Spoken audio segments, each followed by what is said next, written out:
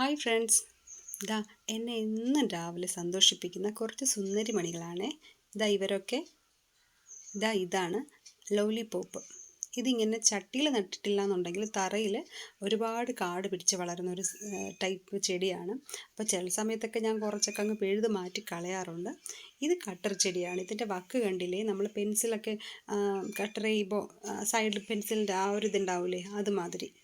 പിന്നെ ഇത് കാക്കപ്പൂ. ഇത് നട്ടതൊന്നുമല്ല, ഇതിവിടെ ഇങ്ങനെ ഒരുപാട് തന്നെ കിളിർത്ത് വരാറുണ്ട്. അത് പൂവൊക്കെ തന്ന് അതിൻ്റെ ഒരു കാലം കഴിഞ്ഞു, എന്നാലും ഇപ്പോഴും കുറച്ചൊക്കെ നിൽപ്പുണ്ട്. അടുത്തത് നമ്മുടെ അഡേനിയം. ഇതും പൂത്ത് കഴിഞ്ഞാൽ ഒത്തിരി നാൾ നിൽക്കുമല്ലോ, പെട്ടെന്ന് വാടിയൊന്നും പോവില്ല, ഒത്തിരി നാൾ നമുക്ക് നിൽക്കും. പിന്നെ ഉള്ളത് ദാണ്ട ആകാശമുല്ല എന്നൊക്കെ ഇവിടെ പറയാറുണ്ട്. നിങ്ങളുടെ നാട്ടിൽ എന്ത് പറയുന്നു അറിയില്ല. അതും തന്നെ കിളിർത്ത് വന്നതാണ്ട, കണ്ടില്ലേ കാക്കപ്പൂവ്, ഈ ആകാശമുല്ല, അതൊക്കെ ഇവിടെ തന്നെ കിളിർത്ത് വരുന്നതാണ്. പിന്നെ ഞാനങ്ങനെ നിൽക്കട്ടെ എന്ന് വിചാരിക്കും. എനിക്ക് ഈ പൂ ഭയങ്കര ഇഷ്ടമാണ്, കണ്ടി നല്ല ഭംഗിയാണ്. പിന്നെ ഇതാ നമ്മുടെ ബട്ടർഫ്ലൈ ചെടി. അതിലും ഉണ്ടൊരു കുഞ്ഞു പൂക്കൾ, വെള്ളയല്ല, ഒരുതരം ഒരു പർപ്പിൾ, ചെറിയൊരു പർപ്പിൾ കളറ്. പിന്നെ ഇത് പിങ്ക് ചെമ്പരത്തിയാണ്. അത് ഇന്ന് എന്നെ സന്തോഷിപ്പിക്കില്ല, നാളെ സന്തോഷിപ്പിക്കാൻ വേണ്ടി നിൽക്കുകയാണ്. ഇത് ഗ്രൗണ്ട് ഓർക്കിഡാണ്. ഇതിപ്പോൾ ഒരു 3-3.5 വർഷത്തിന് ശേഷമാണ് പൂക്കുന്നത്. കുറേ നാളിങ്ങനെ പൂക്കാണ്ട് നിൽക്കുകയായിരുന്നു. അപ്പോൾ ഇക്കൊല്ലം അത് ഏതായാലും പൂത്തിട്ടുണ്ട്, അതെനിക്ക് സന്തോഷമായി. പിന്നെ ഉള്ളത് നമ്മുടെ ശംഖുപുഷ്പമാണ്. ഇത് അടുക്ക് ശംഖുപുഷ്പമാണ്.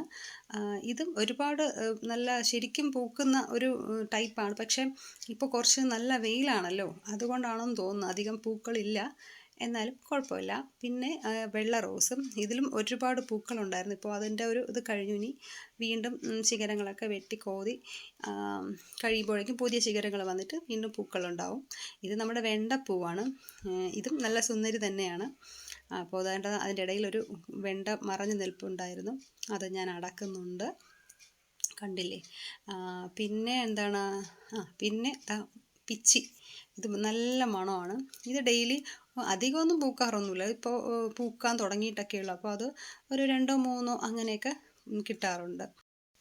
ഇത് അഗസ്ത്യ പൂവിൻ്റെ മരമാണ്. ഇത് ഞാനിതേണ്ട രാവിലെ ഇതുപോലെ ഉള്ളതിങ്ങനെ പറിച്ചെടുക്കുക. എന്താണെന്നറിയാമോ, വെയിലായതുകൊണ്ട് അത് വാടിപ്പോവും. പിന്നെ നമ്മൾ ഉടനെ പറിച്ച് വെക്കുന്ന പൂക്കൾക്ക് കയ്പുണ്ടാവില്ല. അപ്പോൾ അതുകൊണ്ട് ഞാൻ രാവിലെ വിരിയുന്നതൊക്കെ അങ്ങ് പറിച്ച് എടുക്കാറുണ്ട്. അപ്പോൾ അടുത്ത് വീണ്ടും ഇവിടെ ആകാശമുല്ല കൈയടക്കിയിട്ടുണ്ട്. ഞാൻ പറഞ്ഞില്ല, അവിടെ ആയിട്ടൊക്കെ അതിങ്ങനെ നിൽപ്പുണ്ട്. പിന്നെ ഒരിനം ചീരയാണ്. പിന്നെ ഇത് കള്ളിച്ചെടി വർഗ്ഗത്തിൽപ്പെട്ട ഒരു ചെടിയാണ്. ഇതിലും എന്നും പൂ പൂക്കും, ഇങ്ങനെ കുറേ പൂത്ത് ഡെയിലി, അത് പൂക്കാത്ത ദിവസങ്ങളില്ല, അങ്ങനെയാണ് അതിൽ. പിന്നെ ഇതാ ഞാൻ പറഞ്ഞില്ലേ, ഇവിടെ ആകാശമുല്ല നിൽപ്പുണ്ട്. അതിൻ്റെ ഫ്ലവർ നല്ല ഭംഗിയായതുകൊണ്ട് ഞാൻ കുറച്ച് നാളവിടെ നിൽക്കട്ടെ എന്ന് വെച്ച് അങ്ങ് വിട്ടതാണ്. ഇത് മെലസ്റ്റോമയാണ്. ഇതിലിപ്പോൾ ഒത്തിരി മൊട്ടുകൾ നിൽപ്പുണ്ട്.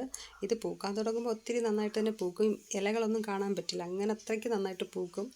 പിന്നെ കാക്കപ്പൂവ് ഇവിടെ 1-2 കളറുണ്ട്, 2-3 കളറുണ്ട്. റോസ്, ഇതുപോലെ വയലറ്റ്, അങ്ങനെ കുറച്ച് കളറൊക്കെ ഉണ്ട്. ഇത് റോസ്മേരി പ്ലാന്റ് ആണ്.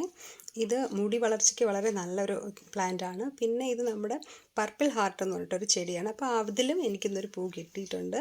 ഇതിവിടെയും ഞാൻ ബട്ടർഫ്ലൈ പ്ലാന്റ് വെച്ചിട്ടുണ്ട്. ഇതിലും കണ്ടില്ലേ ഒരു പൂ ഇന്ന് നിൽപ്പുണ്ട്.